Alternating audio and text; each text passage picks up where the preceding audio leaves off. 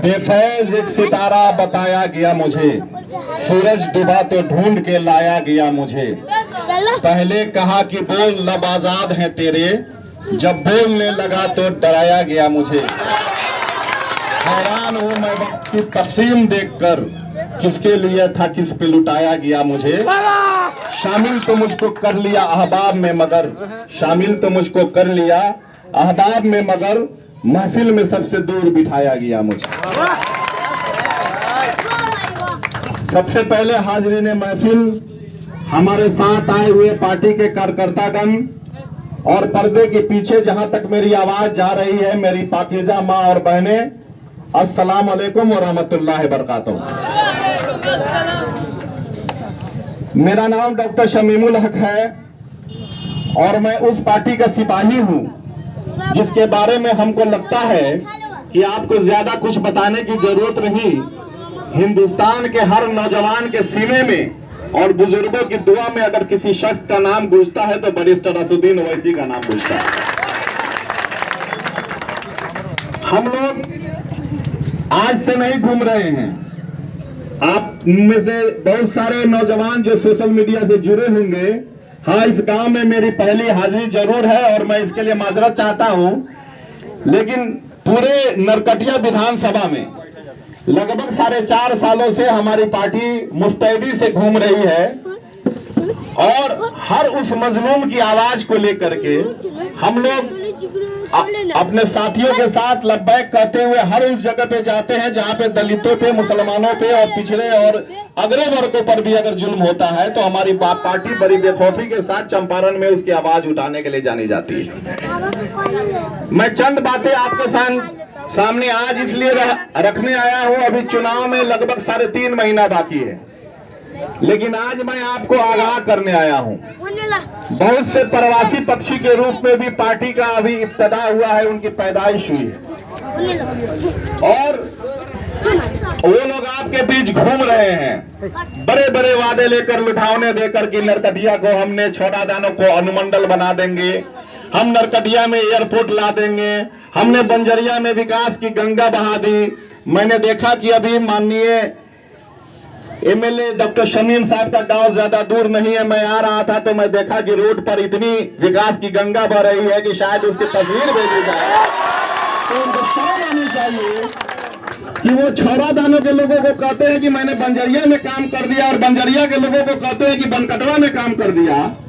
आप लोग इस विधानसभा के वोटर हैं, यहाँ की आम जनता है, आवाम है और आप मालिक हैं। आपने अपना सेवक चुना है, आपने अपना राजा नहीं चुना। आपको आवाज उठानी होगी। कुछ और भी दलों के लोग आते हैं, एक हमारे भाई हमारे जुआफर से भी आपके बीच आएंगे वोट मांगने। वो बस जब 4.25 साल होता है तो कुंभकर्णी नींद से जग जाते हैं और वो अपने समुदाय में घूमना शुरू कर देते हैं। एक हमारे अभी जदयू के टिकट की कोशिश में लगे हुए उम्मीदवार का मैं इंटरव्यू सुन रहा था, उन्होंने कहा कि बस इसके बाद से इतना विकास होगा कि विकास लोग गिन नहीं पाएगा। मीडिया वाला मेरे पास आया, बोला कि डॉक्टर साहब फलाना आदमी ने तो ऐसा ऐसा इंटरव्यू दिया था। मैंने कहा कि अगर एक भी आवाज उसने नरकटिया के लिए उठाई हो, वो चाहे छोरा दानों के रोड का मामला हो, बंजरिया की गोबरी की 9 साल की मासूम बच्ची की हत्या का मामला हो, सिसवनिया की रेप पीड़ित का मामला हो या चैलाहा के मॉब लिंचिंग का मामला हो, अगर वो आदमी खड़ा है तो बोलिए, मैं उसके साथ उसके गाड़ी में बैठ करके घूमूंगा। अगर मैं वहां गया हूं जहां तक अल्लाह ने मुझे ताकत बख्शी है, तो आपका ये भाई, आपका ये बेटा उस मजलूमों के साथ खड़ा रहा है। आप जा करके देखिएगा और आपको शहादत दीजिएगा। अभी वोट का वक्त है, बहुत सारे लोग आएंगे, बहुत सारे लोग यहाँ से फोटो भी अभी वायरल हो रहा होगा बगल के आपके गांव में कि देखिए ये क्या हो गया, ओवैसी के लोग आपके गांव के पीछे आ रहे हैं। भैया ओवैसी के लोग अभी आ नहीं रहे हैं, ओवैसी के लोग लोगों के दिल में घर बना रहे हैं।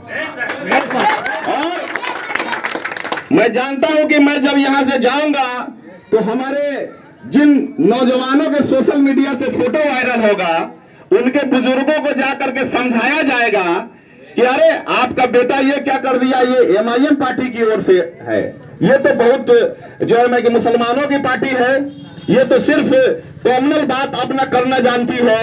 ये आई है इसलिए कि भाजपा को जिता देगी। आप लोगों ने, बहुत सारे लोगों ने शोले फिल्म देखा होगा। शोले फिल्म का एक डायलॉग है कि सो जा बच्चे नहीं तो गब्बर आ जाएगा। ये मुसलमानों को उसी तरह डराती है कि आप खामोश रहो, सो जाओ, नहीं तो गब्बर आ जाएगा। आप लोग जाकर के बताइएगा कि हमारे जय और वीरू जो हैदराबाद से आ रहे हैं वो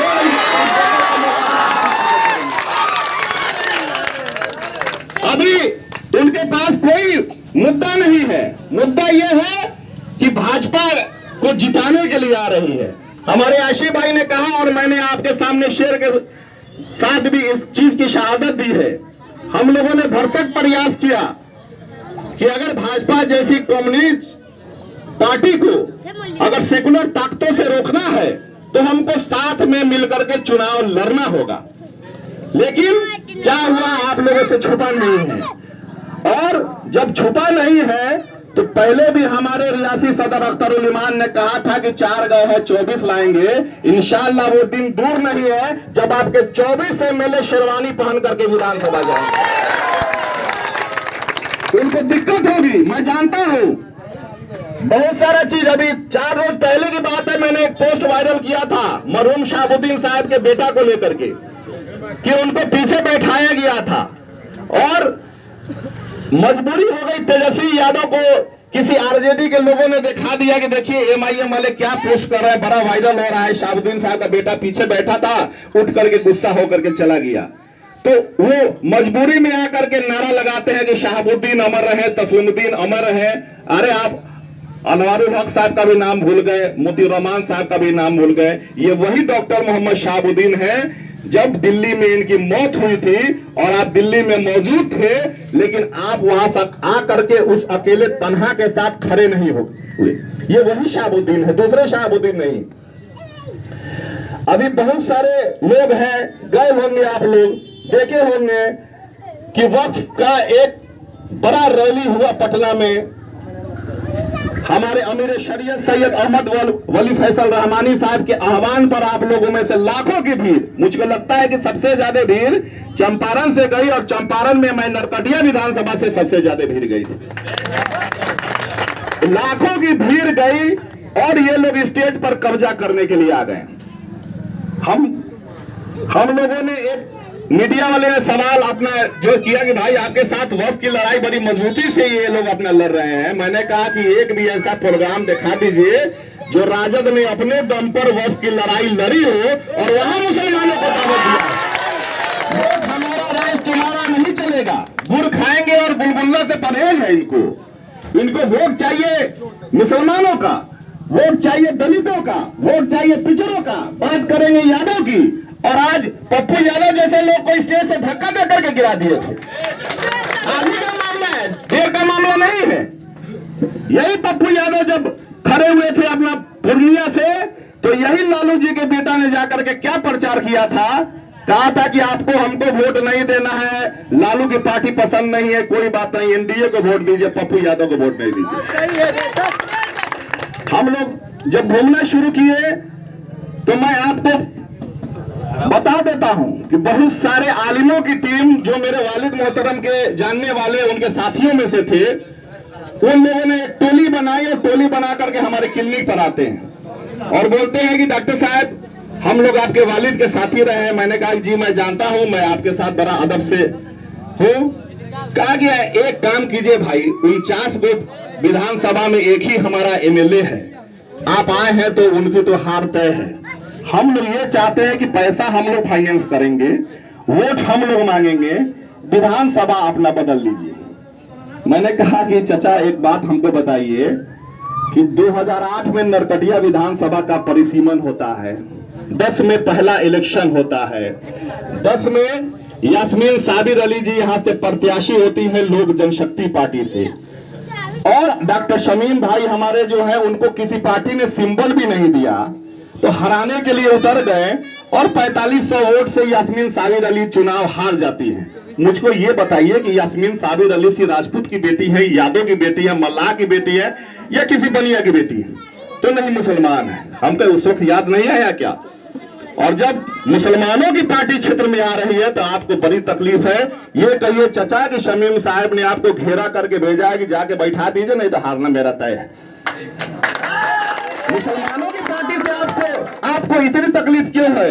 बोलिए जाकर के अपने मंत्री जी से कि अगर मुसलमानों से इतनी मोहब्बत है तो ये लालू प्रसाद यादव की पार्टी छोड़ दे, असदुद्दीन ओवैसी की पार्टी से आए डॉक्टर शमीम।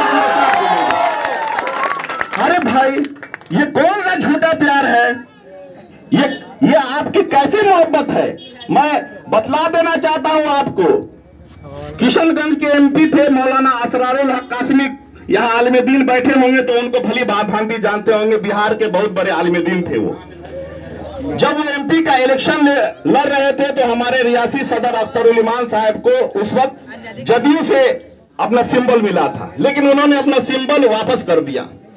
वापस इसलिए कर दिया कि लोगों ने कहा कि भैया मौलाना साहब हार जाएंगे, अख्तर साहब आपकी शख्सियत उनकी शख्सियत में फर्क नहीं है और आपके लड़ने से मौलाना साहब हार जाएंगे।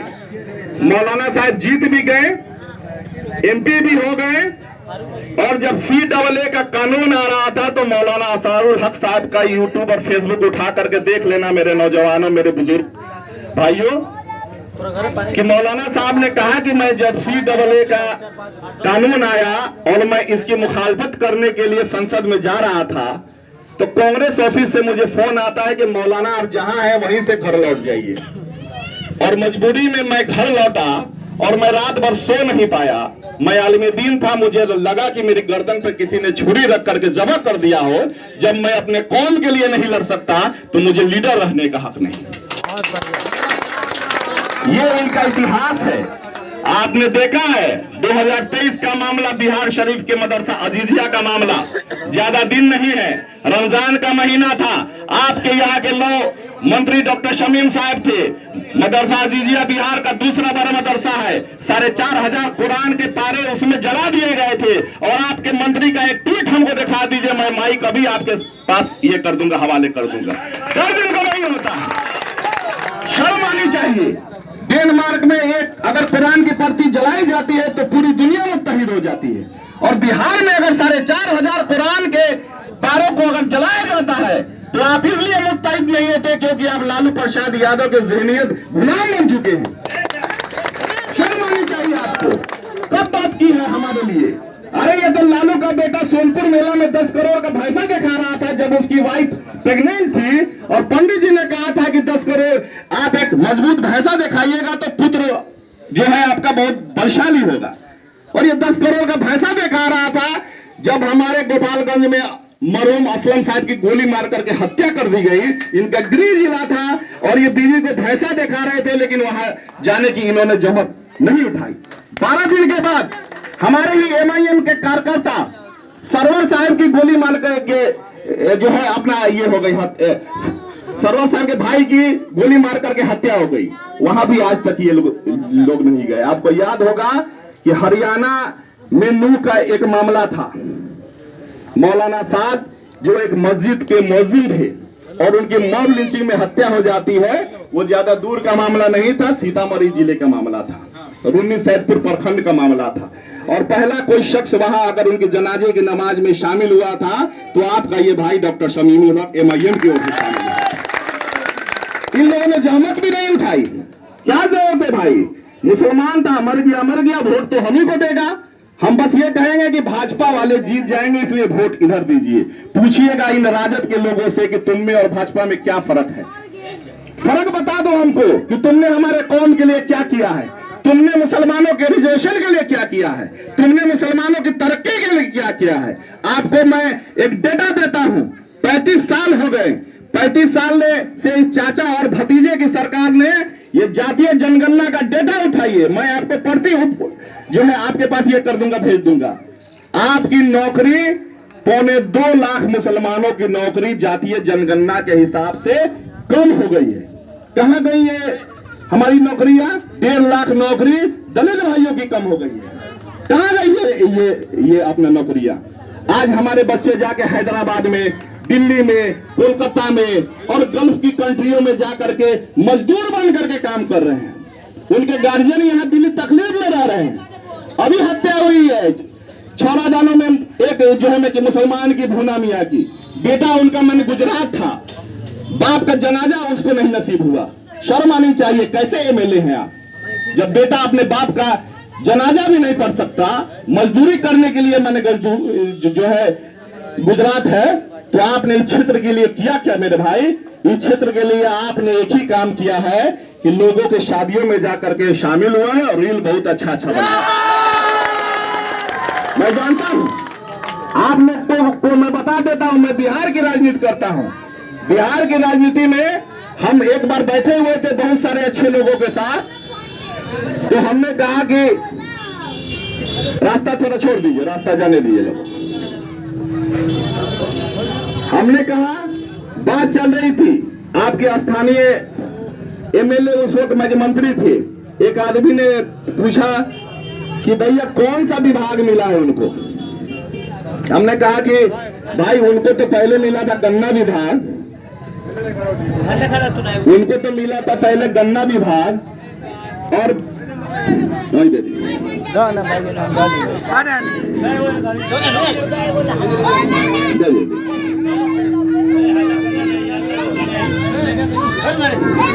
मुस्तकबिल तुम्हारा ही है, खड़े रहो।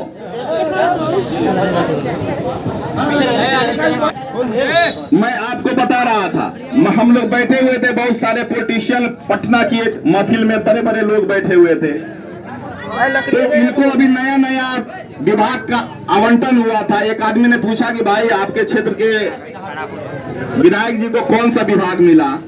हमने कहा कि भैया रात तक तो वो खुद बता रहे थे कि रात तक वो गन्ना में थे और उनको मालूम ही नहीं है कि उसके बाद उनको लॉ मिनिस्टर बना दिया गया। उन्होंने खुद अपना बयान दिया कि मैं रात में सोया था, सुबह उठा तो मैं लॉ मिनिस्टर था। एक अच्छे राजनीति वाले व्यक्ति ने कहा कि अच्छा एक बात बताइए, इतना ज्यादा कोई ये है क्या कि बिना पूछे उसका विभाग बदल देता है? जिस एमएलए को मालूम भी नहीं है कि उसको कौन सा विभाग दिया जाए और उनको 17 महीना ये जानने में लग गया कि इस विभाग में हमको करना क्या है।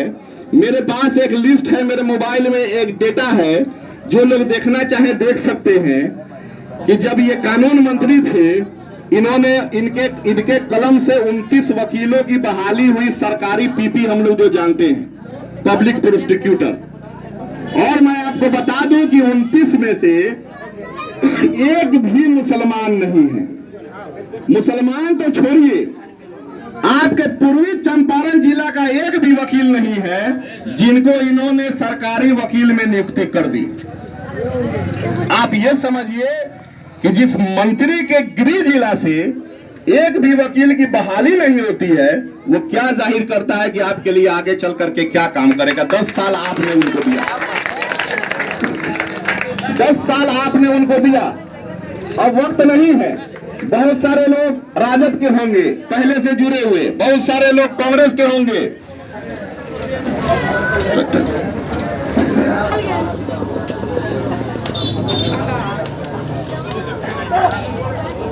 मैं आपको बता रहा था कि आप में से बहुत सारे लोग पहले से राजद के वोटर रहे होंगे, बहुत सारे कांग्रेस के वोटर, जदयू के सपोर्टर भी रहे होंगे।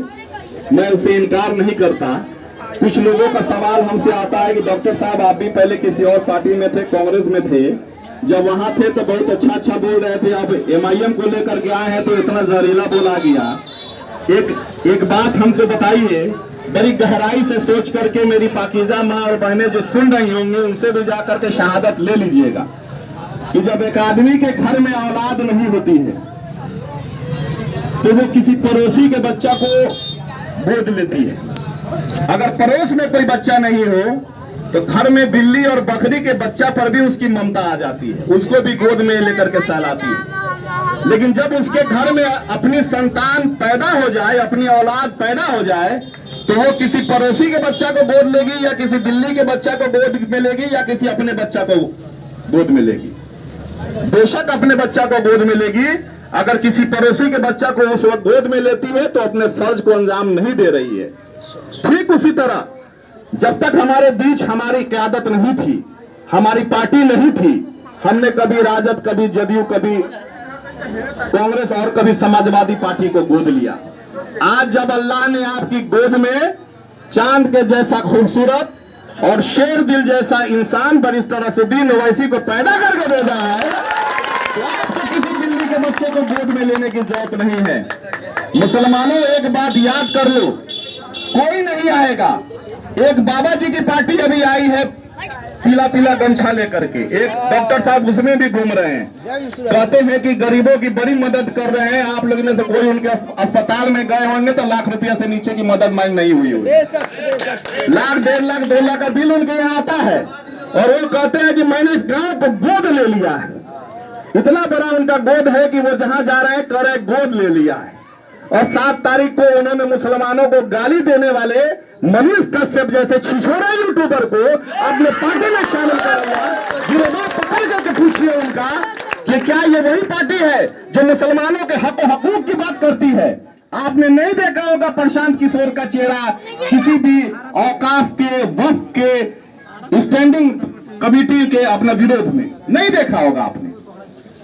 ऐसे बहुत सारे लोग आपको भरमाने आएंगे, लेकिन शायर ने कहा है कि प्यास कहती है चलो रेत निचोरी जाए, प्यास कहती है चलो रेत निचोरी जाए, अपने हिस्से में समुंदर नहीं आने वाला, अपने काबे की हिफाजत तुझे खुद करनी है, अब अबाबील का लश्कर नहीं आने वाला। बेशक हम लोग आपके बीच अपने नौजवानों को जगाने आए हैं, मुत्तहिद करने आए हैं, बुजुर्गों की दुआएं लेने आए हैं और एक बात और कहने आए हैं। अभी से कुछ चक्र चल रहा है, 1 महीना के अंदर ये तेजी से फैलेगा। गांव में जो लोग एजेंट बन करके घूमते हैं, जो वोट के सौदागर होते हैं, वो लोग आएंगे और लोगों के वोटों को खरीदने की, भरमाने की कोशिश करेंगे कि एक बार और दे दो, एक बाद तोरा ये रोडवे बन जाए, हरदिया के पुलों बन जाए। इनके यहाँ तो मैं नदिये गायब हो गया, पता नदी कहाँ है पते नहीं है। वो एक खंभे का पुल है, वो भी इनसे आज तक मैं नहीं बन सका। हरदिया इनके बगल में है, मात्र 2 खंभे का पुल है। 3 बार मैंने आवाज उठाई तो उस दिन इन्होंने मजबूरी में कहा कि लोगों ने जब सवाल करना शुरू किया तो नहीं अब हो जाएगा, इसके बाद वाला में हो जाएगा। तो ये सब इनका मामला है। ये आएंगे आपको वोट को अपना खरीदेंगे, औरतों में साड़ी बांटेंगे, मुसलमानों के यहाँ बिरयानी का दावत होगा। हमारी कौम बड़ी भोली कौम है, हमारी कौम दावत इफ्तार में और मैं कि मुशायरा के मंचों पर ही बिक जाती है। सोचना होगा आपको कि भाई एक बात आपके बीच से कह करके जा रहा हूं कि एक औरत अगर पैसे के लिए बिकती है, एक औरत अगर पैसे के लिए बिकती है तो एक घर बर्बाद होता है। एक वोटर अगर पैसे के लिए बिकता है तो आने वाली कई नस्लें बर्बाद हो जाती हैं। इस चीज को याद रखिए, इस चीज को याद रखिएगा। जितना लोगों ने समेटा है, किसी ने पेशेंट से लूट के समेटा है, किसी ने ब्लॉक में अपना कमीशन समेटा है।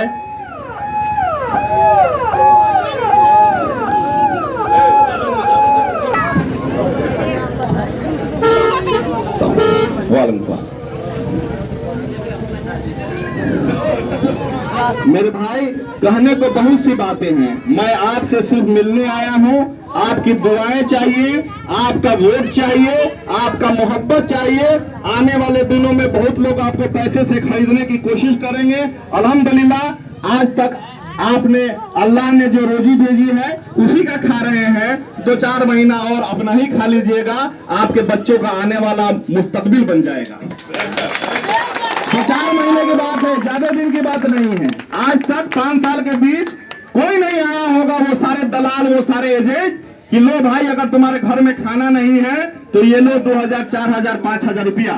आपको मैं बतला देता हूं, अशूरा का रोजा के दिन यानी 10वीं मुहर्रम के दिन एक बंजरिया से बेचारी औरत ने मुझको फोन किया और उसने फोन पर कहा कि हमको एक मीडिया वाले साथी ने आपका नंबर दिया और मेरे घर में इफ्तार नहीं है, अगर विधानसभा हो तो इसको बदलने के लिए मुत्तहिद हो जाइए। कोई आदमी भूखा नहीं सोए, इसको बदलने के लिए मुत्तहिद हो जाइए। आपको नेता को फोन नहीं करना पड़े कि मेरे यहाँ ये खराब है वो खराब है। आप फोन भी करते होंगे तो पहले नहीं उठता होगा, 1-8 महीना से उठना शुरू हुआ है। इस बात के आप लोग शाहिद हैं और फिर नहीं उठेगा। भाइयों अगर आपने मौका दिया तो हमकी फोन नहीं उठेगा, हमकी www पर जाके आपको मैसेज करना होगा, आपको इंटरनेट का सहारा लेना होगा। ये मैं आपसे बोल के जा रहा हूं। इसलिए आपको कहीं डरने की जरूरत नहीं है, कहीं घबराने की जरूरत नहीं है, किसी के प्रेशर में आने की जरूरत नहीं है। रिज्क का जामिन अल्लाह है। अल्लाह ने आज तक आपको रिज्क दिया है, ये दलाल आपको क्या रिज्क देंगे? अल्लाह ने रिज्क दिया है, हलाल रिज्क खाइए और अपनी आने वाली नस्लों के भी बदन में जो रग होती है उसमें भी हलाल रहू जो है तो ये कीजिए, अपना दोहराइए। और जितनी समस्याएं हैं, मैं आपसे इस गांव में इतने लोगों के बीच वादा करके जा रहा हूं कि अगर अल्लाह ने मुझको जीत से नवाजा तो आपको फोन नहीं करना होगा कि मेरा रोड खराब है, मेरा पुल खराब है, मेरे यहाँ का मीटर जो है ये नहीं है। ये मेरा काम है। ये नेता का काम होता है कि आपके बीच में आकर जिस तरह वोट मांगने आए हैं उस तरह आकर के पूछे कि आपके घर में कोई भूखा तो नहीं सोया, आपके यहाँ कोई अपना थाना का दलाल तो नहीं आकर के आपसे जो है घूस मांग रहा है। तो ये मैं आपसे वादा करके जा रहा हूं, अगर जो मोहब्बत आप लोगों ने इस तरह हमको अगर दिखाई है, आने वाले दिनों में इसी धरती पर जनाब बैरिस्टर असदुद्दीन ओवैसी साहब भी आएंगे, जनाब अकबरुद्दीन ओवैसी साहब भी आएंगे, रियासी सदर अख्तरुल ईमान साहब भी आएंगे। मैं आपसे उस वक्त भी आऊंगा और यही बात अपना कहूंगा, आप आज से अपने दिल में मुत्तहिद हो जाइए, ये यकीन पैदा कर लीजिए कि कोई भी अगर दलाल आए तो बोलिएगा कि इस चौक से उधर जाओ भैया, रोड पे जाके के तुम चाय पी लो। ये गांव बिकने वालों की जमातों में शामिल नहीं है। शुक्रिया।